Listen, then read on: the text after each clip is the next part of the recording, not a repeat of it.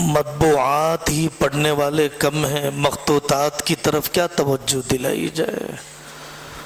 Screen کا وقت لمبا ہوتا گیا، کتابیں اٹھانے کی توفیق کم ہوتی ہے، الحاد کا مقابلہ، شبہات کے جوابات، اسلام کو نقل کے ساتھ عقل کی روشنی میں پیش کرنا، یہ وہ زمانے کا تقاضا ہے جو ترکی میں اور یہاں ہندوستان میں حضرت شاہ ولی اللہ رحمۃ اللہ علیہ نے، علماء دیوبند میں حضرت نانوتوی نے، حضرت تھانوی نے، خود قاری طیب صاحب رحمۃ اللہ علیہ نے بڑی گہری تحریریں اس زمانے کی زبان کے اعتبار سے، واقعتاً اب ٹرمینالوجی بدل چکی ہے، اصطلاحات بدل چکے ہیں، لیکن وہی شراب نئی بوتل میں پیش کرنے کا کارنامہ ہمارے بہت ہی قابل احترام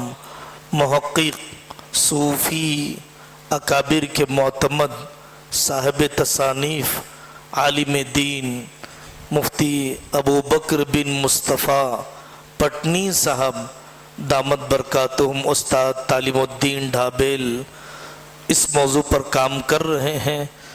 دوسری نصابی کتابوں کی اشاعت ادارت الصدیق کے ذریعے سے مقبول ہونے کے لیے مرحوم ہونا ضروری نہیں ہے۔ سنن و آداب کو اللہ تعالیٰ نے آخری زمانے میں بڑی مقبولیت نصیب فرمائی، بہت ہی حوالوں کے ساتھ سنن و آداب کو سلیقے کے ساتھ خوبصورت انداز میں مختلف زبانوں میں پیش کیا، اور بھی اس قسم کی تحریریں زیر ترتیب ہیں، ہم حضرت سے سنیں گے۔ شبہات، الحاد، رد مغرب، افکار جدیدہ کے موضوع پر ہمارے اکابر نے کیا لکھا ہے، کم از کم خود اعتمادی پیدا ہو جائے، زمانے اور سوشل میڈیا کے چکا چون سے اپنے کو اور لوگوں کو بچانے کی فکر کر لیں۔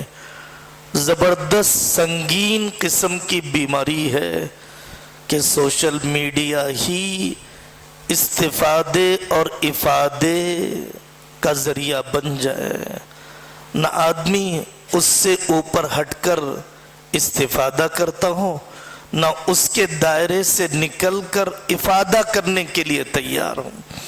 اس زمانے کی بدترین قسم کی بیماری ہے جس نے اہل علم کو بانج اور بے فیض اور سطحیت اور سرسری پن میں مبتلا کر دیا ہے۔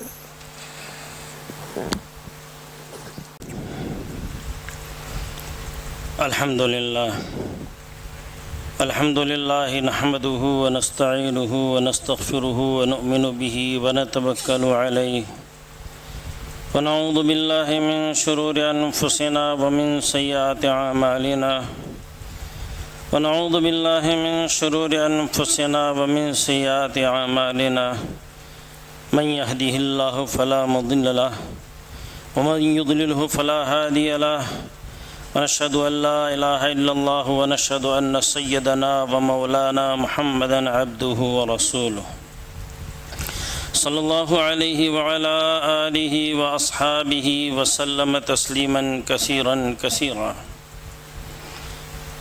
اما بعد فاعوذ باللہ من الشیطان الرجیم، بسم اللہ الرحمن الرحیم۔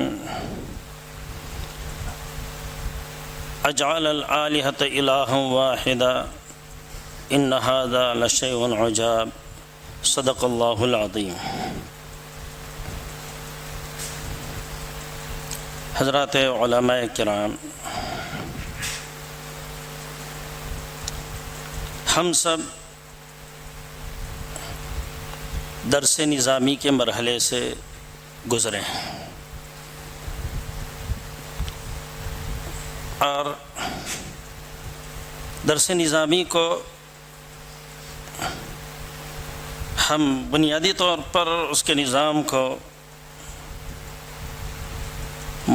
اگر موٹی موٹی اس کی تقسیم کر لیں اور موٹے موٹے اس کے عنوان بنا دیں تو ایک نحو صرف بلاغت ہیں، دوسرا منطق و فلسفہ علم کلام ہیں، اور تیسرا فقہ تفسیر اور حدیث۔ یہ ایک موٹے موٹے ہمارے عنوان ہیں۔ ان عنوانوں میں سب سے زیادہ ابتداءً پوری قوت لگائی جاتی ہیں نحو و صرف میں، اور بلاغت تھوڑی دیر سے آتی ہیں، جبکہ اس کو تھوڑا جلدی بالغ ہونا چاہیے، اور منطق، فلسفہ اور کلام یہ ہمارے لیے پڑھنے کے بعد بھی اجنبی رہتے ہیں، اور سب سے زیادہ بے توجہی، بلکہ کہیے گا کہ تنفر، مخالفت جس موضوع اور مضمون سے ہوتی ہیں وہ اسی مضمون سے ہوتی ہیں۔ اور آگے جا کر فقہ، خیر فقہ کو تو ایک وقت دیا جاتا ہے، لیکن حدیث اور تفسیر کے ساتھ جب پورا شوق اب ابھرنے لگتا ہے تو کچھ چکھا کر پھر ہمیں روانہ کر دیا جاتا ہے۔ یہ صورتحال ہے۔ اب ان میں سے جو موضوع ہمارے لیے عدم دلچسپی کا ہے، آج مجھے اسی موضوع کا مکلف بنایا گیا ہے۔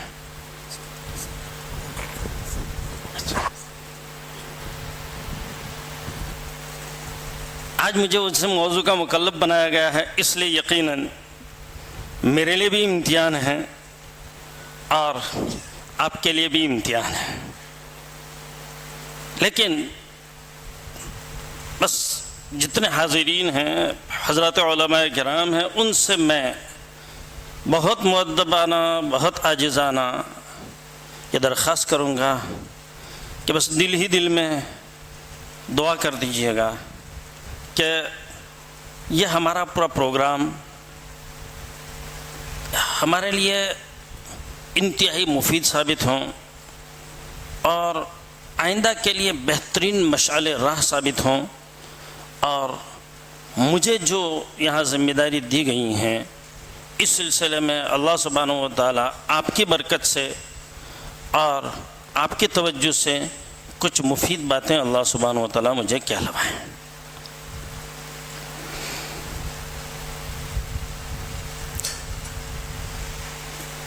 حضرت حجت الاسلام مولانا قاسم صاحب نانوتوی علیہ الرحمہ، آگے چلتے چلتے میں اس صدی کا اور آئندہ چند صدیوں کا یہ جو موضوعات اٹھتے ہیں اور آئندہ اٹھیں گے،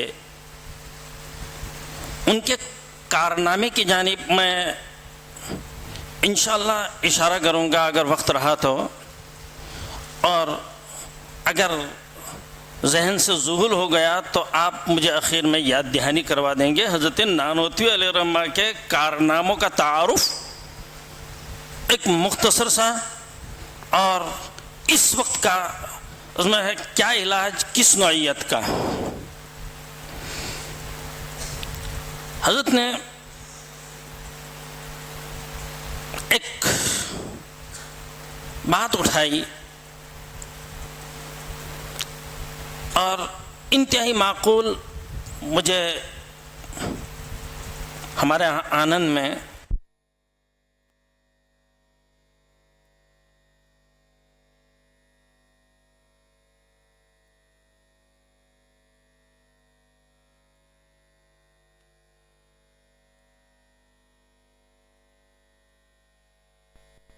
اور سب سے پہلا موقع اس نو کا کہ ان کے سامنے کچھ کہنا ہے۔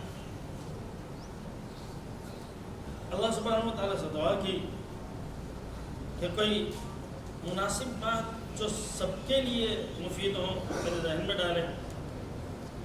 فوراً حضرت نانوتوی علیہ الرحمہ نے یہ جو مضمون ذکر کیا ہے وہ مضمون میں کی طرف ذہن گیا اور اپنے الفاظ میں ان کو پیش کیا تو جب پروگرام پورا ہوا کہنے لگے کہ اس میں وہاں سے سناتا ہے کہ اس طرح کی چیزیں تو ہم نے کبھی سنی نہیں. ذہن میں ایک بات بہرحال ڈال دی گئی اس کے ذریعے سے کہ تمام انسانوں کو اور ان کے ذہنوں میں ایک طرح کے اس میں ہلچل مچانے کے لیے کافی ہے کہ کائنات پر غور کریں. کائنات کی جتنی چیزیں ہیں وہ ساری چیزیں انسانوں کے لیے، لیکن انسان ان میں سے کسی کے لیے نہیں. کائنات کی جتنی چیزیں ہیں ان میں سے کوئی چیز اگر نہیں تو ہمارے لیے دشواری ہے، لیکن اگر ہم نہیں ہیں تو کائنات کی کسی چیز کو دشواری نہیں ہے.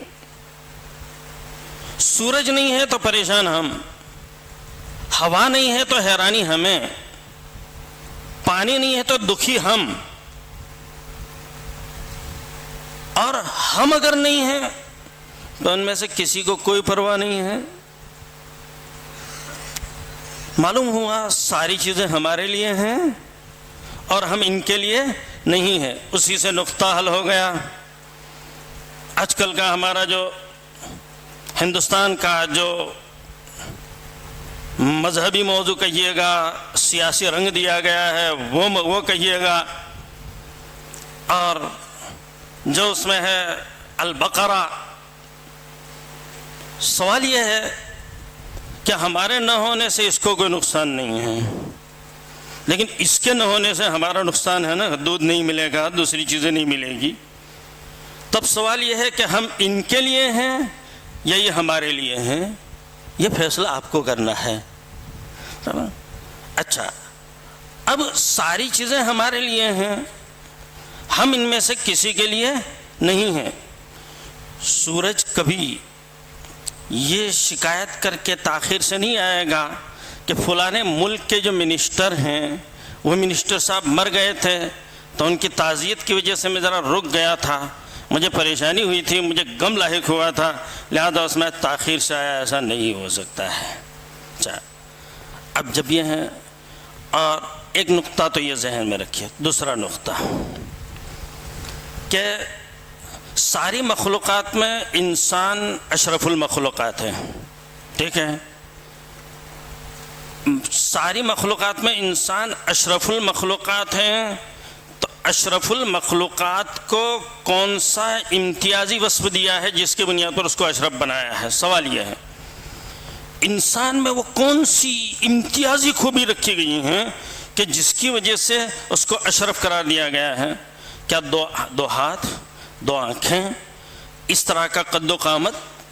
یہ انسان کا امتیاز نہیں ہے. انسان کا امتیاز ہے اللہ سبحانہ و تعالیٰ نے اس میں عقل کا نور رکھا ہے. یہ انسان کا امتیاز ہے جو کسی اور مخلوق میں نہیں ہے. اس میں کسی اور میں اللہ سبحانہ و تعالیٰ نے یہ چیز نہیں رکھی ہیں. تو انسان اشرف المخلوقات ہے، اور سارا کارخانہ اس میں اٹھک پٹک اگر کوئی کر رہا ہے تو انسان ہی کر رہا ہے. دوسرے حیوانات، دوسری چیزیں وہ اپنی جگہ پر کیسی ہیں؟ سالہ سال سے ایک ہی روش پر قائم ہیں. شیر ہوں، ہرن ہوں، دوسرے جانور ہوں، سب ایک ہی روش پر قائم ہیں. ان کے رہنے، کھانے، چلنے سب کے انداز ایک ہی ہیں. لیکن جو انقلابات آ رہے ہیں، جو کچھ اس میں اٹھک پٹک ہو رہی ہیں، وہ سب انسان کر رہا ہے. معلوم ہوا کہ یہ ساری چیزیں انسان کے لیے ہے، اور انسان ہی اس میں اصل ہے، اور انسان اشرف ہیں، اور اس کو اللہ سبحانہ و تعالیٰ نے ایک نعمت دی ہے، عقل کی نعمت دی ہے، جس کی بنیاد پر یہ سب سے اشرف ہے. اب ایک سوال ہے کہ اگر ساری کائنات اس کے لیے، انسان ان میں سے کسی کے لیے نہیں، تو اور اس کے علاوہ کائنات کی کسی چیز کے لیے نہیں ہے اور اس کے علاوہ کسی کے لیے نہیں ہے، تو اشرف المخلوقات سے زیادہ نکما کوئی نہیں ہے. اس صورت میں تو نتیجہ کیا نکلے گا؟ نتیجہ یہی نکلے گا کہ ایک طرف آپ دعویٰ کر رہے ہیں کہ سب سے اعلیٰ مخلوق ہیں انسان، اور دبے لفظوں میں آپ پھر کیا کہہ رہے ہیں کہ سب سے نکما کس کو کون ہے؟ یہ انسان. یہ کس قدر غیر معقول بات ہے. اس لیے اب اللہ سبحانہ و تعالیٰ نے انسان کو جو نعمت دی ہے، امتیاز دیا ہے، عقل، بس یہ اس عقل کے ذریعے سے کام لینا ہے. اور آج الہاد کا مسئلہ اور الہاد کے ساتھ جو ٹکراؤ ہے، اور الہاد کا سب سے بڑا مسئلہ اور مغربیت کا مسئلہ یہی عقل ہے. حضرت نانوتوی علیہ الرحمٰن نے 3 کتابوں کے متعلق ذکر کیا کہ وہ البیلی ہے، قابو میں نہیں آ سکتی ہیں، اس کے مضامین قابو میں نہیں آ سکتے ہیں. قرآن کریم، تفسیر پڑھانے والے ان کو تھوڑا سا اندازہ ہے، کیا بیان کریں، کتنا بیان کریں. اور نو فارغ تو تجربہ نہیں ہوتا، تو حیران سرگردہ، یہ اٹھاتا ہے وہ اٹھاتا ہے، کوئی نہشتے نہیں ہوتا. دوسری کتاب بخاری شریف، جانتے ہیں پڑھنے پڑھانے والے، ترجمۃ الباب. اور تیسری مثنوی شریف. یہ حضرت نانوتوی علیہ الرحمہ کا فرمانا ہے. آپ بخاری شریف کے سلسلے میں آپ اندازہ کیجئے گا کہ عام طرق سے ہٹ کر اور مصنفین کا جو طرز تھا اس سے ہٹ کر انہوں نے سب سے پہلا باب قائم کیا، باب کیف کان بدء الوحی الی رسول اللہ صلی اللہ علیہ وسلم. یہ یہی نہیں ہے، یہ گویا اس میں ایک بہت بڑے چیلنج کے جواب ہیں.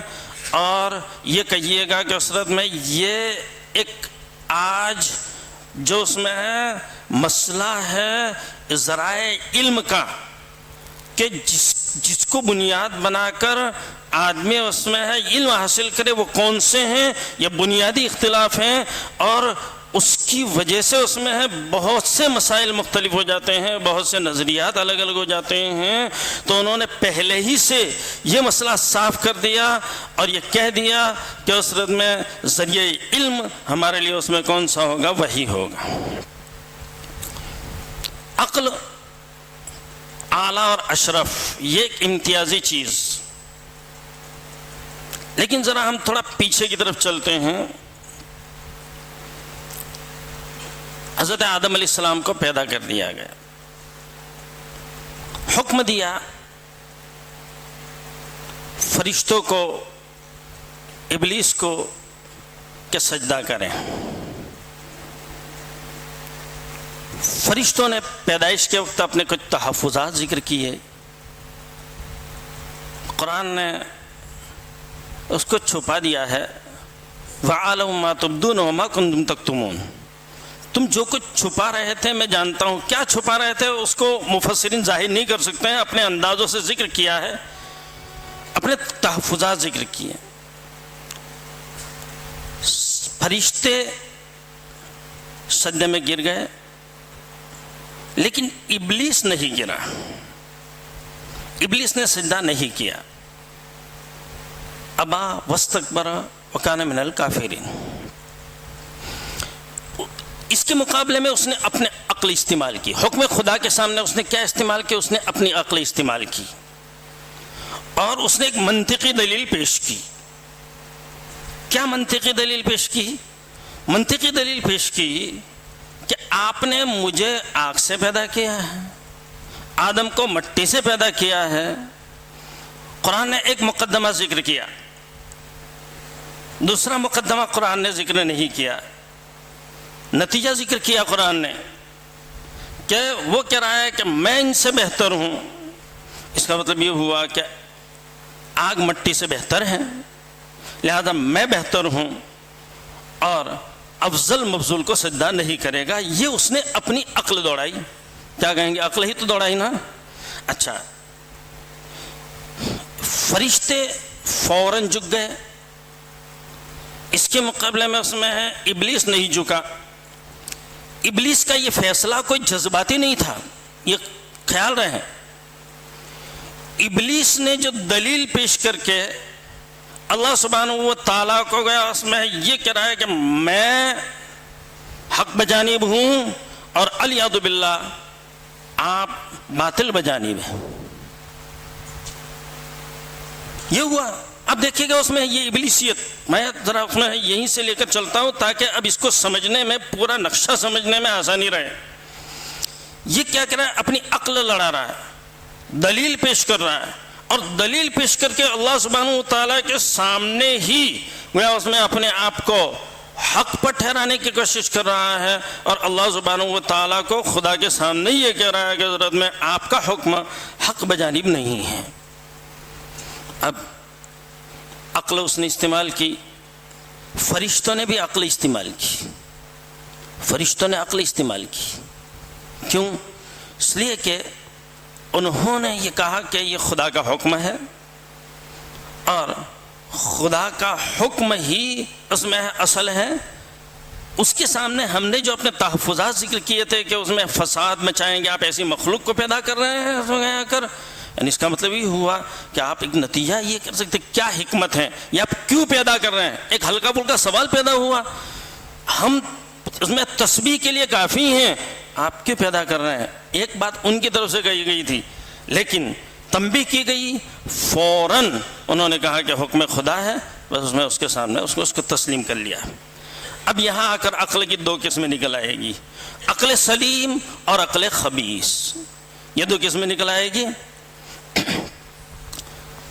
ملحدین الحاد نے عقل ہی کو استعمال کیا، اور ملحدین کے مقابلے میں متکلمین مسلمان یہ بھی عقل کو استعمال کرتے ہیں متکلمین، لیکن دونوں کے درمیان فرق ہے. کیا فرق ہے؟ کہ وہ عقل کو استعمال کرتے ہیں حکم یعنی وحی کے بغیر، اور یہ استعمال کرتے ہیں وحی کی ماتحتی میں. تو عقل کو وحی کی ماتحتی میں اگر استعمال کیا گیا تو وہ عقل کبھی غلطی نہیں کرتی ہیں، اور اگر عقل کو وحی سے آزاد کر کے اگر استعمال کیا گیا تو وہ عقل ہمیشہ غلطی کرتی ہیں. اب آتے ہیں اصل جو مضمون ہے اس کے کچھ اصولی چیزوں کی جانب. یہ آپ دو احتمالات، دو چیزیں عقلی طور پر اس میں ہے، آپ دو احتمال نکالیں گے. کون سی؟ معدوم اور موجود. معدوم اور موجود. دیکھو مجبوری رہے گی ان اصطلاحات کو استعمال کرنا، میں نے پہلے ہی سے کہہ دیا ہے خالص فکری خالص عقلی مضمون ہے، اس لیے ذرا تھوڑا سا اس میں ہے تھوڑی دلچسپی سے لیں گے اور تھوڑی توجہ دیں گے. اگر اس کے بغیر چارہ، ان اصطلاحات کے بغیر چارہ کا نہیں، اس کو سمجھنے کے لیے یہ بنیادیں ہیں. اور پھر آپ پکڑ پکڑ کے لے آئیں گے کہ انہوں نے جو سوالات کیے ہیں اس سوال کا تعلق کون سے اصل سے ہے، کس سے ٹکرا رہا ہے، فوراً آپ کا ذہن منتقل ہوگا. آپ اگر اس میں اس سلسلے میں مشق کرنا چاہیں گے آئندہ تو پھر میں حوالہ دوں گا کہ فلانی کتاب میں اتنے سوالات ہیں، ان سوالات میں یہ 10 اصول ہیں، آپ 10 اصول پر اجرا کرتے چلے جائیے، آپ کا ذہن بنتا جائے گا اور ایک ملکہ پیدا ہو جائے گا آپ کو. آپ غور کریں تو معدوم اور موجود. موجود اس سلسلے میں آپ دو چیزیں، آپ یہ کہیں گے بالفعل اس وقت موجود ہیں، اور دوسرا جو موجود ہو سکتا ہے جس کو ممکن کہیں گے.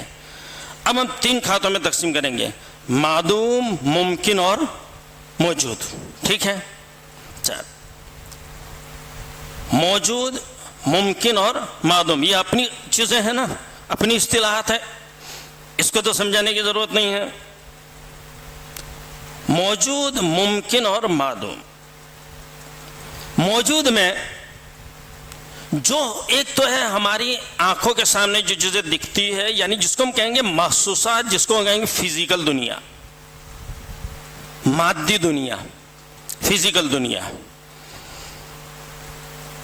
فزیکل دنیا میں بھی دو حصوں میں تقسیم کرو، جواب دینے میں کام آئے گا، یہ اصول ذہن میں رکھیں گے.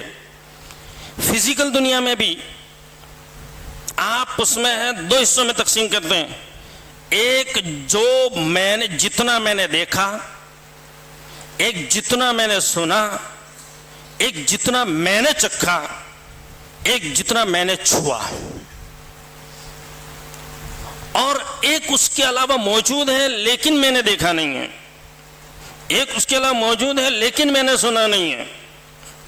یہ موجود میں دو قسمیں ہو گئی۔ میں نے ایک حصہ دیکھا ہے، دنیا کا کچھ حصہ دیکھا ہے، بہت ساری پوری دنیا بہت بڑی اور مادی چیزیں وہ ہے جس کو میں نے نہیں دیکھا۔ دوسرا، میں نے کچھ سنا ہے لیکن ہزاروں چیزیں ایسی ہیں کہ میں نے نہیں سنی ہیں۔ تو یہ جو فزیکل دنیا، محسوسات جو ہیں، ان محسوسات میں بھی ایک میرے اپنے تجربے میں آئے ہوئے اور ایک دوسرے جو میرے اپنے تجربے میں آئے ہوئے نہیں ہیں۔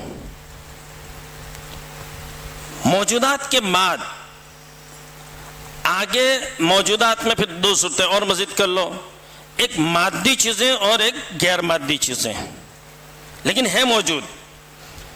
غیر مادی چیزیں محسوس نہیں ہو سکتی ہیں، اس لیے کہ کہتے ہی اس کو غیر مادی، اس لیے اس کو محسوس نہیں کیا جا سکتا ہے۔ اور ممکن کا دائرہ موجود سے اوپر ہے، ممکن کا دائرہ موجود سے اوپر ہے، موجود نہیں ہے لیکن موجود ہو سکتا ہے، اور آگے جا کر جو معدوم ہے وہ اس کو کہہ سکتے ہیں ممتن ہے، وہ موجود نہیں ہو سکتا ہے۔ اگر اتنی چیزیں پچھلا سبق آپ نے اگر تازہ کیا ہے تو یہ سچ سائنس ہے، اور جو ملحدین ہیں وہ ان کا دائرہ کہاں تک محدود ہے پتہ ہے؟ ان کا دائرہ محسوسات تک اور موجودات تک، فزیکل دنیا تک۔ وہ صرف مانتے ہیں فزیکل دنیا کو، وہ صرف مانتے ہیں محسوسات کو، اور ان کا جو میدان عمل، میدان تحقیق وہ کون سا ہے؟ میدان علم کہیے گا، میدان تحقیق کہیے گا، پوری زندگی جو لگاتے ہیں، سوچ و بچار جو ہوتا ہے وہ کون سا ہوتا ہے؟ صرف جو محسوسات ہے اس کے اوپر۔ یہی سائنس کا میدان ہے، یہی اسی پر محنت کرتے ہیں، اس سے آگے ان کا دائرہ ہی نہیں ہے۔ اب جب وہ اس میں اتنے ہی میں محدود ہیں تو اس کا مطلب یہ ہوا کہ وہ صرف مانتے ہیں کس کو؟ محسوسات کو۔ اسی لیے انٹولوجی، وجودیات، علمیات اسکولوں میں، کالجوں میں، یونیورسٹیوں میں پڑھائے جانے والا موضوع ہے۔ اسباب علم کون سے؟ تو وہ صرف حواس کو ہی اسباب علم مانتے ہیں، حواس سے اوپر اس میں ہے اسباب علم اس کو نہیں مانتے ہیں۔ لہذا جو چیز حواس کے دائرے میں آئے گی اس کو مانیں گے اور بقیہ چیزوں کا انکار کریں گے۔ اب فرق کتنا ہوا؟ یہ ہوئے سائنس۔ موجودہ زمانے میں ان کا دعویٰ یہ ہے کہ ہم نے تحقیق کی، ہم نے ترقی کی، ہم بہت اعلیٰ افضل ہے۔ انہوں نے اپنے لیے علم کا دائرہ تنگ کر کے در حقیقت جہالت کا ثبوت دیا۔ کیوں؟ اس لیے کہ ان کے پاس ذریعہ علم صرف محسوسات، حواس ہیں، حواس سے آگے کسی کو ذریعہ علم مانتے نہیں ہیں۔ حواس، عقل کو استعمال کرتے ہیں حواس ہی میں، اس لیے عقل در حقیقت ذریعہ علم نہیں ہے۔ عقل جو ہے یہ پروسیسر ہے۔ عقل جو ہے، عقل کے پاس جب تک کہ کوئی معلومات نہ ہو وہاں تک عقل اپنا کام نہیں کر سکتی ہے، اس لیے عقل ایک مشین ہے۔ معاف کیجئے گا، پچھلا سبق یاد دلا دو اگر اجازت ہو تو تمہیں۔ اگر بہت مشہور ہے غور و فکر، غور و فکر، فکر کی تعریف آپ نے پڑھی ہے، کیا پڑھی ہے اس میں؟ اگر معلوم تصورات کے ذریعے سے، معلوم تصورات کو ملا کر نامعلوم تصورات حاصل کرنا، یہی تو ہے نا۔ تو اب معلوم تصورات کا مطلب ہے کہ جب تک اس کے پاس کچھ معلومات نہیں وہاں تک عقل ایکٹیو نہیں ہو سکتی ہیں۔ عقل کے ایکٹیو ہونے کے لیے اس کے بعد کچھ معلومات ہونی چاہیے، اس کے بغیر اس میں عقل ایکٹیو نہیں ہو سکتی ہیں۔ تو عقل کو استعمال کرنے کا مسئلہ ہے۔ عقل استعمال کرتے ہیں کس میں؟ مادی دنیا میں استعمال کرتے ہیں۔ اس لیے آپ یہ نہیں کہیں گے کہ وہ جو اس میں ہے یہ عقل کو مستقل ذریعہ علم مانتے ہیں۔ اچھا، اب آگے جا کر جو فلاسفہ تھے، انہوں نے تو پھر بھی آگے عقل کو ذریعہ علم مستقل مانا تھا اور اس کو غیر مادی چیزوں میں استعمال کرتے تھے. اس لیے کہیں گے کہ ان سے تھوڑے بڑے عالم کون ہوئے ہیں؟ فلاسفہ. دیکھتے جانا ذرا، غور کرتے جانا. انہوں نے اپنے لیے علم کے دروازے دو بند کر دیے جہاں جا سکتا ہے. تو اب سب سے بڑے جاہل کون ہوئے؟ سائنسداں ہوئے. برابر نا؟ اس سے اوپر اگر تھوڑا سا درجہ ہوا تو کس کا ہوا؟ فلاسفہ کا. برابر. اور فلاسفہ سے اوپر آگے مسلمان کس کو مانتا ہے؟ وحی کو مانتا ہے اور ذریعہ علم ہے وحی. تو اب اس میں ہے وہ گیا، اس میں ہے ایمان بالغیب رکھتا ہے اور ہزاروں چیزیں اس میں ایسی ہیں کہ جو اس میں ہے وہ ثابت ہیں. اور مادی دنیا سے بڑی دنیا ہے غیر مادی دنیا. اس کا مطلب یہ ہوگا کہ ایک عامی مسلمان، نتیجہ ایک عامی مسلمان اعلیٰ سے اعلیٰ سائنسداں سے افضل ہے اصولی طور پر. برابر اگر ذہن نشین ہوئی اتنی چیز. ایک اعلیٰ سے ایک ادنا سے ادنا مسلمان اعلیٰ سے اعلیٰ سائنسداں سے علم کے لحاظ سے کیسا ہوا؟ وہ افضل ہوا. ٹھیک ہے. اچھا، اب کیا ہوا؟ انہوں نے اپنا دائرہ محدود کیا محسوسات تک. اب جتنے عقائد ہیں، عقائد کا تعلق کس سے ہیں؟ مادیات سے ہیں کہ غیر مادی چیزوں سے؟ دیکھیے، عقائد جو آئیں گے مادی چیزوں سے نہیں آئیں گے. عقائد کا تعلق آئے گا کس سے؟ غیر مادی چیزوں سے. عقائد کا تعلق مادی چیزوں سے ہے ہی نہیں. جو ملحدین ہمارے درمیان جو اصل بنیادی چیزیں، آپ یہ نقطہ سمجھ لیجئے گا تو اب آگے کے مسائل کو طے کرنے میں، جوابات کو طے کرنے میں، جواب دینے میں، سمجھنے میں سہولت رہے گی کہ عقائد کا تعلق مادیات سے ہے ہی نہیں. عقائد کا تعلق ہے اس میں ہے غیر مادی. یہ غیر مادی چیزیں اللہ سبحانہ و تعالیٰ کا وجود، دہرائے جانے والا تواتر سے ان کے پاس جو سب سے بڑا مسئلہ کون سا ہے؟ اللہ سبحانہ و تعالیٰ کا وجود. ٹھیک ہے. آگے اس میں ہے اور موجود ہے تو کیسا ہے، کہاں تھا، وغیرہ وغیرہ جو ادھر ادھر کے مادی چیزوں کے متعلق جو سوالات ہوتے ہیں وہ سوالات قائم کیے جاتے ہیں اللہ سبحانہ و تعالیٰ کی ذات پر. تو اب عقائد کا تعلق جب مادیات سے ہے ہی نہیں، اس کا تعلق اس میں ہے غیر مادی چیزوں سے ہیں، تو اب اس کے اوپر مادی سوالات قائم کرنا اور مادی پیمانے سے اس کو ناپنا، یہ اپنی اعلیٰ درجے کی جہالت کا ثبوت دینا ہے کہیں آ کر. برابر. کیا ہے؟ دیکھو اب یہ سمجھانے کی، دیکھو کہیں پوچھنا ہو تو پوچھ سکتے ہیں، مذاکرہ اس میں کر سکتے ہیں. کوئی چیز سمجھ میں نہ آئی ہو، میں نے الٹا اس میں کہیں سمجھایا ہوں تو آپ ذرا اس میں ہے یہ تھوڑا ٹھیک رہتا ہے. خیر اس میں ہے تو عقائد کا تعلق غیر مادی چیزوں سے ہیں. یہ تو آ گئے نا. دیکھیں اللہ سبحانہ و تعالیٰ کا وجود، فرشتے، کتاب در حقیقت پیغام خدا بندی ہیں. رسول کے متعلق یہ عقیدہ کہ خدا نے اس کو پیغمبر بنایا ہے، رسول کی ذات نہیں. یہ عقیدہ کہ خدا کا پیغمبر ہے، یہ کیا کہیں گے آپ؟ اس کو غیر مادی کہیں گے. تو عقائد کا تعلق اس میں ہے غیر مادی چیزوں سے ہیں. اب یہ کیا کرتے ہیں کہ انہوں نے اپنا دائرہ محدود کر دیا ہے اور اس میں ایک محسوسات کی دنیا میں رہتے ہیں، اور پھر اس کے بعد اس میں ہے یہ جو عقائد ہیں ان کا تعلق غیر مادی چیزوں سے ہیں. اب یہ اس میں ہے غلطی یہ ہوتی ہے، اصولی غلطی یہ ہوتی ہے کہ غیر مادی چیزوں پر، غیر مادی چیزوں کو مادی پیمانے سے اور مادی جو ذرائع علم ہیں، مادیات کو پرکھنے کے جو ذرائع علم ہیں ان کے ذریعے سے پرکھنے کی کوشش کرتے ہیں. اور پھر جب اس میں ہے اس کے مطابق وہ اس میں نہیں اترتا ہے، اس میں ہے اور نہ اترے گا کبھی، نہ آپ جواب دے سکتے ہیں کبھی اس میں کہیں آ کر، تو پھر اب اس کے بعد وہ طرح طرح کے سوالات کرتے ہیں اور اس کے بعد اس میں ہے وہ آگے دوسرے مسائل پیدا ہوتے ہیں.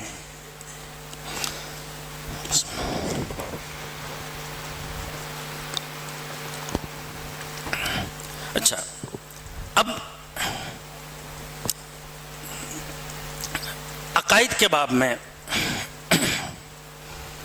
کتنے کنگال ہیں میں بتاؤں آپ کو، ملحدین کتنے کنگال ہیں. ان کے پاس کچھ نہیں ہے، دھیان دینا ہے، ان کے پاس کچھ نہیں ہے. اور اہل مذہب کے پاس ہے. پھر اہل مذہب میں بھی مذہب حق اور مذہب باطل، قطع نظر اس کے کہ ابھی چھوڑ دیجئے گا، ابھی دو حصوں میں تقسیم کرتے ہیں، ایک مذہب کو ماننے والے اور ایک خدا کے منکر اور مذہب کے منکر. الحاد کی لغوی تعریف اصطلاحی اس سے چھوڑ کر آپ کوئی پوچھے آپ کو ملحد کس کو کہتے ہیں، ملحد تو بہت مختصر لفظوں میں اس کو آپ سمجھائیں گے، خدا کا منکر ایک اور دوسرا مذہب کا منکر. دو کے لیے الگ الگ اگرچہ اصطلاحات ہیں، لیکن خدا کا منکر اور مذہب کا منکر. کبھی ایسا ہوتا ہے خدا کا منکر نہیں ہوتا ہے لیکن مذہب کا منکر ہوتا ہے. مذہب خالی خدا کے وجود کا عقیدہ رکھنا اتنا ہی نام نہیں ہے، بلکہ اس میں کئی معتقدات ہیں، اور وجود خداوندی یہ اس کا ایک جز ہے. تو دونوں کو آپ کس میں داخل کریں گے؟ اس میں دونوں آئیں گے کس دائرے میں آئیں گے؟ الحاد میں آئیں گے. خدا کا منکر اور مذہب کا منکر. خدا کا منکر ہے تو واضح ہے کہ اس کے بعد مذہب کی کوئی چیز نہیں مانے گا. خدا کو مانتا ہے لیکن مذہب کو نہیں مانتا ہے کا مطلب یہ ہوا کس کا منکر ہے؟ وہ وحی کا منکر ہے، فرشتوں کا منکر ہے، وہ ساری چیزوں کا منکر ہے. اب جو ملحد ہیں، خدا کا منکر اور مذہب کا منکر، تو اب سب ان کے پاس دیکھو میں نے کہا کہ دو چیزیں، ایک ملحدین ہیں اور اس کے مقابلے میں اہل مذہب ہے.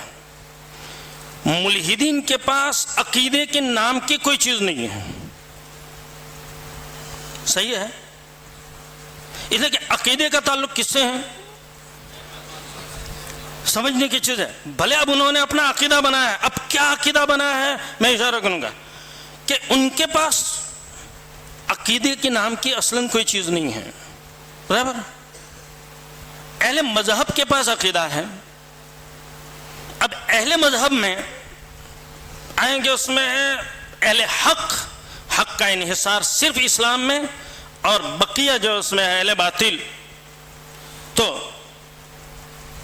گفتگو مذہبی اور میلہ خدا شناسی حضرت نانوتوی علیہ رحمہ کی کتاب ہے. گفتگو مذہبی اور میلہ خدا شناسی. تقابل ادیان، آج کا موضوع تقابل ادیان. حضرت نانوتوی علیہ الرحمہ سے گزر کر کے آپ ان کو اس میں تجاوز کر کے آپ تقابل ادیان کے موضوع میں درک حاصل کریں گے. میں سمجھتا ہوں کہ یہ ہماری جو اس میں ہے یہ نادانی ہے. پادری موجود ہیں، پنڈت موجود ہیں، پورا ہندوستان چن کر لوگ موجود ہیں، اور اسلام کی حقانیت کو ثابت کیا جا رہا ہے. اگر تقابل ادیان ہے، اچھا اس میں حضرت نے تمہیداً جو بات ذکر کی ہے وہ ذکر کی ہے کہ دیکھو کسی بھی مذہب کے حق و باطل کا جو معیار ہوتا ہے وہ عقائد ہوتے ہیں، احکامات نہیں ہوتے ہیں. اور عقائد جو ہوتے ہیں وہ گنے چنے 8-9 بنیادی عقائد ہیں، 7-8 عقائد ہیں، اس کے اوپر پورا مدار ہے. اس لیے اس موضوع میں اگر آپ کو دلچسپی ہے اور ہونی چاہیے، اور ہندوستان کے تناظر میں، ہندوستان کے حالات کے تناظر میں، تو میں کہوں گا کہ آپ کے لیے ترجیحی موضوع ہونا چاہیے.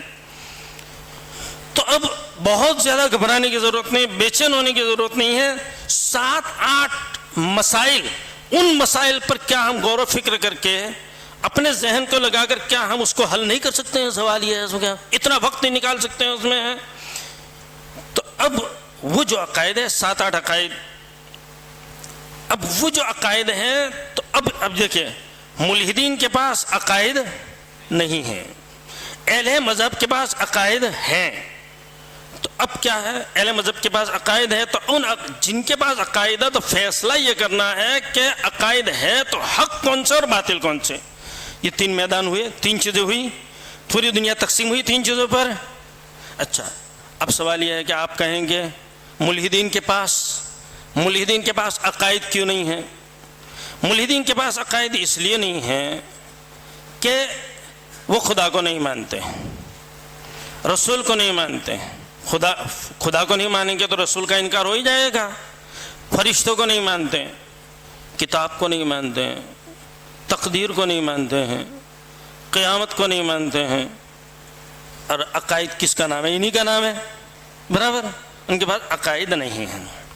اب کیا کیا انہوں نے کہ ان کے پاس عقائد نہیں تھے، انکار کیا ہے. دیکھو انکار خدا فردن کبھی کچھ چلایا ہوا ہو وہ چلتا ہے.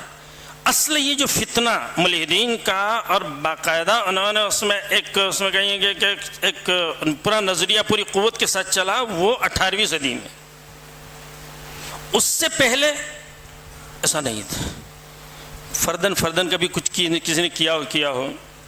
اب انہوں نے کیا کیا؟ خدا کو مانا نہیں تو اب انہوں نے انسان کو خدا بنایا. ہیومنزم، انسانیت کا لفظ آپ سنتے ہوں گے، سب کچھ انسانیت ہے. یہ انتہائی خطرناک عقیدے کی ترجمانی ہے. یعنی یہ جو کچھ ہے حاکم اعلیٰ خدا نہیں ہے، حاکم اعلیٰ کون ہے؟ انسان ہے. انہوں نے اب جب ان کے پاس غیر مادی چیزوں کو مانتے نہیں، عقائد نہیں، اور بنیادی چیزیں جس کے بغیر عقل ایکٹیو نہیں ہو سکتی ہے.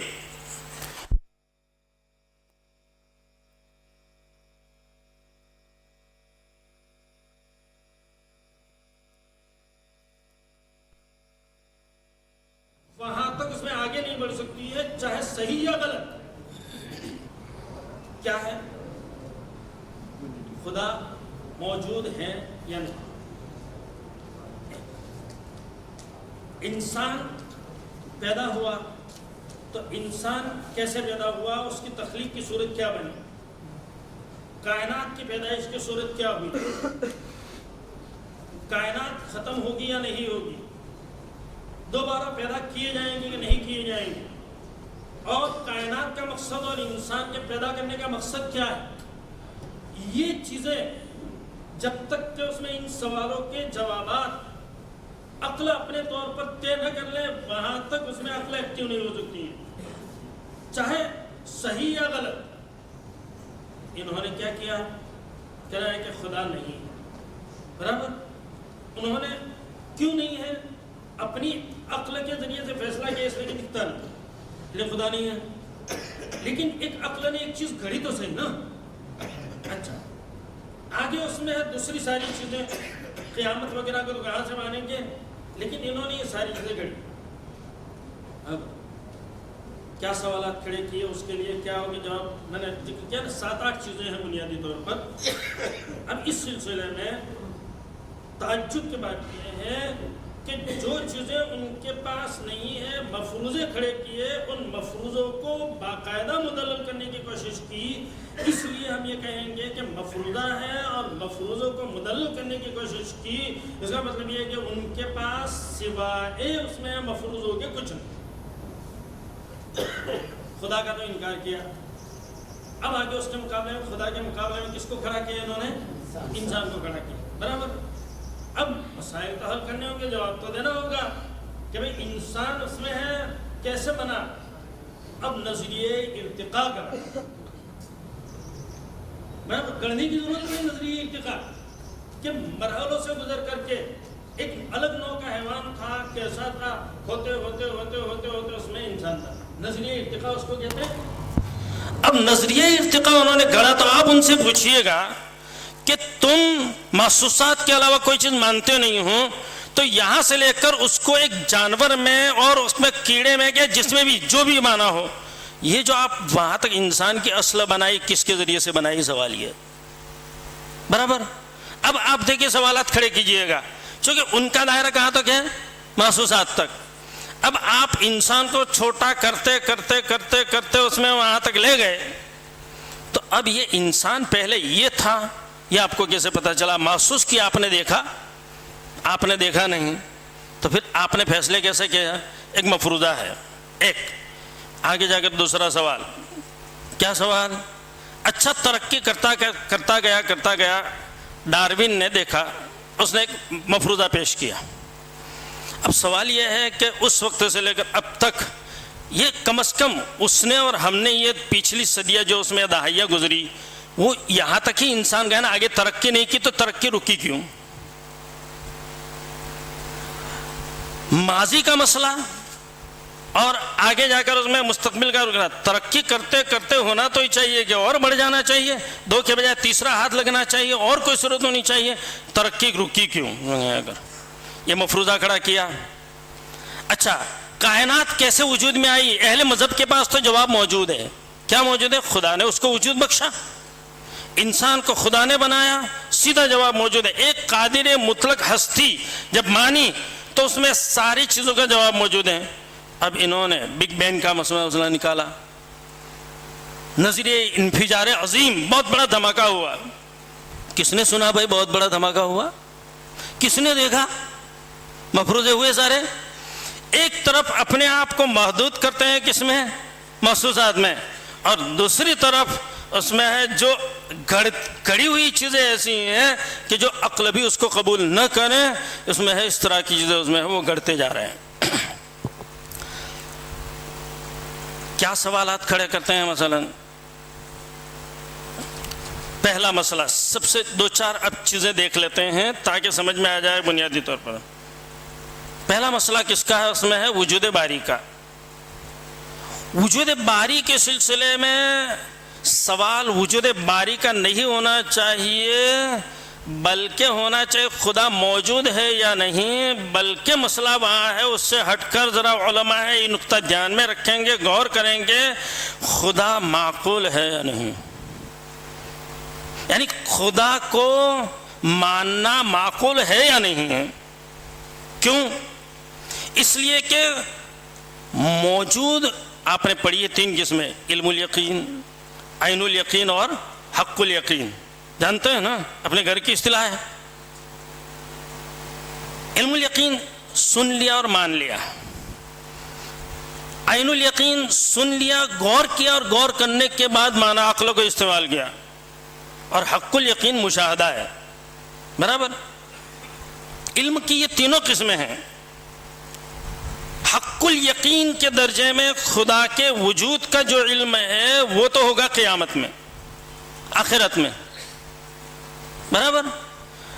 ابھی اللہ سبحانہ و تعالیٰ کے سلسلے میں جو علم حاصل کیا جا سکتا ہے وہ عین الیقین کے درجے کا, نہ کہ حق الیقین کے درجے کا. یعنی دلائل میں غور و فکر کر کے, آثار کے ذریعے سے استدلال کر کے یہ ماننا کہ اللہ سبحانہ و تعالیٰ کی ذات موجود ہے. اور آثار اس کے اوپر ایک ہے دلیل اور ایک ہے ثبوت. دلیل اور ثبوت یہ مانتے ہیں ثبوت جبکہ دی جا سکتی ہے دلیل. ثبوت کا تعلق کس سے ہے؟ حس سے ہے, محسوسات. ثبوت کا تعلق محسوسات سے ہے. محسوسات کو ثابت کیا جا سکتا ہے, ایویڈنس جس کو کہتے ہیں, ایویڈنس. اور یہ جو اس میں ہے یہ تو ہوتی ہے اس میں, اس کے مقابلے میں دلیل پیش کی جا سکتی ہیں. حضرت نانوتوی علیہ الرحمہ نے ذکر کیا, دلیل کے ذریعے سے کوئی چیز وجود میں نہیں لائی جاتی ہے, دلیل کے ذریعے سے موجود کو ثابت کیا جاتا ہے. دلیل جو ہوتی ہے نا, دلیل کے ذریعے سے کوئی چیز وجود میں نہیں لائی جاتی ہے بلکہ دلیل کے ذریعے سے موجود کو ثابت کیا جاتا ہے. یہاں بیٹھے ہوئے ہیں, باہر ہمیں دھوپ دکھائی دی, دھوپ. برابر؟ اب دھوپ کے ذریعے سے علم کس کا ہوا؟ سورج کا. برابر؟ تو اب اس کو کیا کہیں گے کہ چونکہ دھوپ نکلی ہوئی ہے اس لیے سورج موجود ہے, دلیل ہوئی نا. اس دلیل کے ذریعے سے موجود کو اس میں ہے ذہن میں لایا گیا، نہ یہ کہ سورج کو ثابت کیا گیا۔ اب کیا کرتے ہیں، ثبوت کا تعلق تو محسوسات سے ہیں اور دلیل کا تعلق کس سے اس میں ہے، معقولات سے ہیں۔ تو اللہ سبحانہ و تعالیٰ کے سلسلے میں وجود باری کا جو مسئلہ آئے گا، وجود باری کے سلسلے میں جو بھی سوالات کیے جائیں گے اس باب میں، اس کا جواب، ان کا یہ سوال ہی غلط ہے کہ خدا موجود ہے یا نہیں ہے، اس لیے کہ موجود کا دائرہ اگر محسوسات تک ہیں تو اس صورت میں اس میں یہ کہنا کہ خدا چونکہ ہمیں نظر نہیں آتا ہے اس لیے خدا نہیں ہے تو ٹھیک ہے، لیکن موجود کا دائرہ محسوسات تک نہیں ہے، موجود کا دائرہ محسوسات سے اوپر ہے۔ شروع میں نے موجود کے تعلق سے دیکھو وہ چیز کام آئے گی کہ محسوسات والے بھی کچھ چیزوں کو زندگی میں انہوں نے محسوس کیا ہے، باقی مادی چیزوں کو، ہزاروں چیزوں کو انہوں نے محسوس نہیں کیا ہے۔ جتنی چیزیں میں نے دیکھی وہ میرے مبصرات، لیکن جو چیزیں میں نے نہیں دیکھی مادی ہونے کے باوجود میرے مبصرات تو نہیں ہیں، اس کو میں نے مانا کس کی بنیاد پر، دوسرے کے خبر دینے سے مانا، نہ یہ کہ محسوس کی بنیاد پر نہیں مانا بلکہ خبر کی بنیاد پر مانا ہے، برابر۔ اب جب خبر کی بنیاد پر اس کو مانا ہے تو اب سوال یہ ہے کہ موجود ہونے کے لیے کوئی محسوس ہونا ضروری نہیں ہے، یہی بنیادی سوال غلط ہے۔ اس لیے اس میں ان کا یہ کہنا کہ چونکہ خدا نظر نہیں آتا ہے اس لیے موجود نہیں ہے، یہ اس میں ہے، یہ سوال ہی غلط ہے۔ کیوں غلط ہے؟ اس لیے کہ اصولی جواب کیا آئے گا، موجود ہونے کے لیے محسوس ہونا ضروری نہیں ہے۔ اور پھر آپ یہ کہیں گے بہت سے موجودات وہ ہیں جو محسوس نہیں ہوتے ہیں لیکن پھر بھی ہم اس کو موجود مانتے ہیں۔ ایک لطیفہ ذرا پلٹتے ہیں، حکایت لطیف پڑھی ہے نا، حکایت لطیف؟ اچھا، لطیفہ دیا ہوا ہے پیچھے،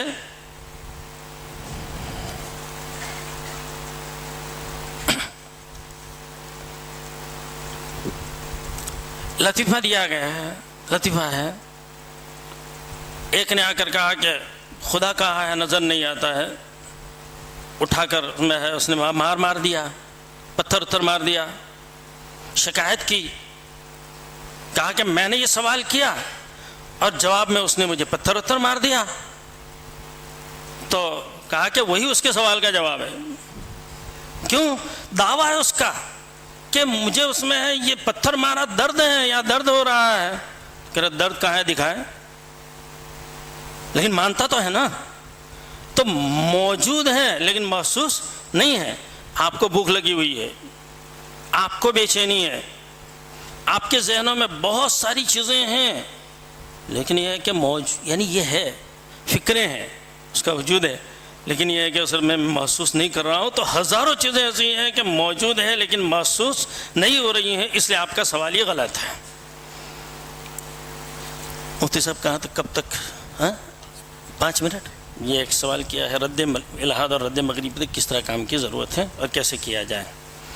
یہ ایک سوال تھا میرے ذہن میں، اس میں 10 اصول اور 10 سوال تھے، خیر اس میں ہے وقت پورا ہو رہا ہے، 5 منٹ ہے میرے پاس۔ یہ ایک سوال کیا ہے، رد الحاد اور رد مغربیت پر کس طرح کے کام کی ضرورت ہے اور کیسے کیا جائے۔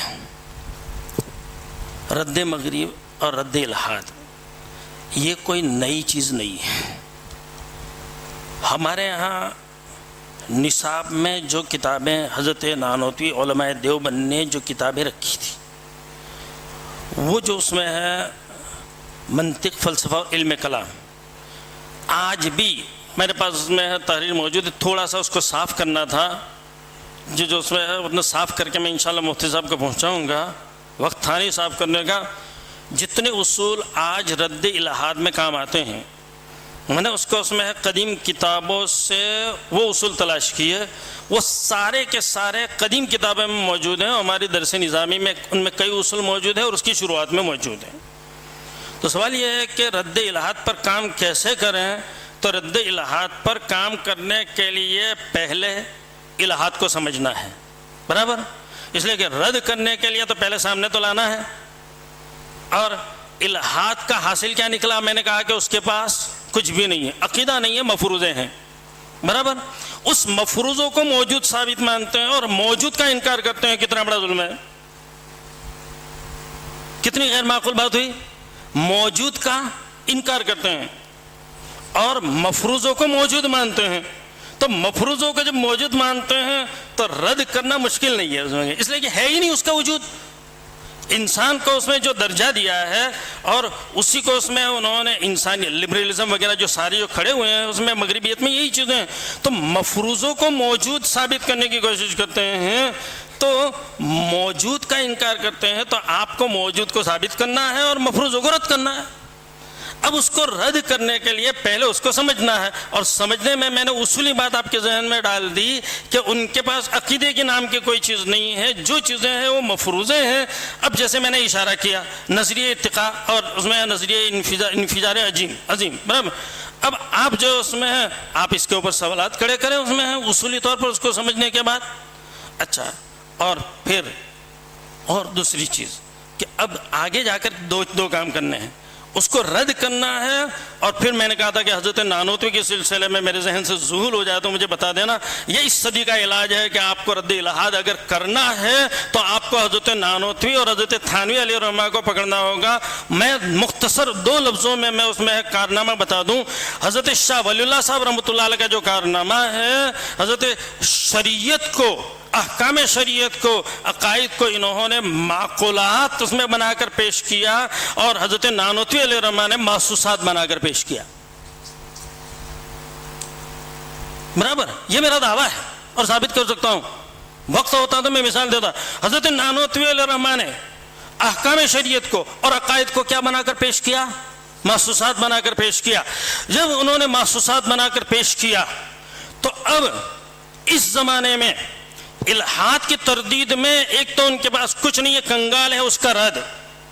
موجود کو ثابت کرنا ہے اور موجود کے پیچھے اس میں دلائل کو جو ہمارے متقدمین دے چکے ہیں اور اس دی جا رہی ہے، صرف کچھ اصطلاحات کا مسئلہ ہے وہ حائل ہو رہی ہے، اس سے زیادہ کچھ نہیں ہے. آپ نے جتنا بھلے بے توجہی سے پڑھا ہے، میں اس میں یہ ہم ایک ہی برادری کے ہیں، ذرا معاف کیجئے گا، جتنی بے توجہ سے پڑھا ہے وہ بے توجہ سے پڑھے ہوئے چند اصطلاحات ہیں، وہ اصطلاحات ان کی تردید کے لیے کافی ہے. اس میں گیا مرغوبیت آپ ذہن سے ان کے نکال دیجئے گا. اور اس کے بعد حضرت نانوتوی علیہ الرحمہ نے صدیوں کے لیے جو کارنامہ انجام دیا ہے وہ یہ دیا ہے کہ انہوں نے احکام شریعت کو انہوں نے اور عقائد کو کیا بنا دیا ہے؟ انہوں نے محسوسات.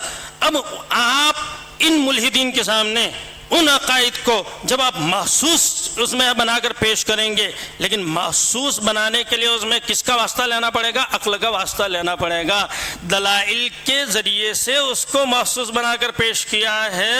اور اس میں ہے، آپ اگر چاہے تو میں حوالہ دے دیتا ہوں، آپ اس میں کہے تو کہ تقریر دل پذیر، آپ اس میں آپ پڑھ جائیے، آپ کو اندازہ ہوگا کہ قیامت اور اس میں اس کے بعد حشر و نشر کو حضرت نے کتنا معقول ثابت کیا ہے، محسوس ثابت کیا. حضرت فرشتوں کے وجود کو انہوں نے محسوس ثابت کرنے کی کوشش کی ہے، حضرت نے اس میں شیاطین کے وجود کو محسوس ثابت کرنے کی کوشش کی ہے.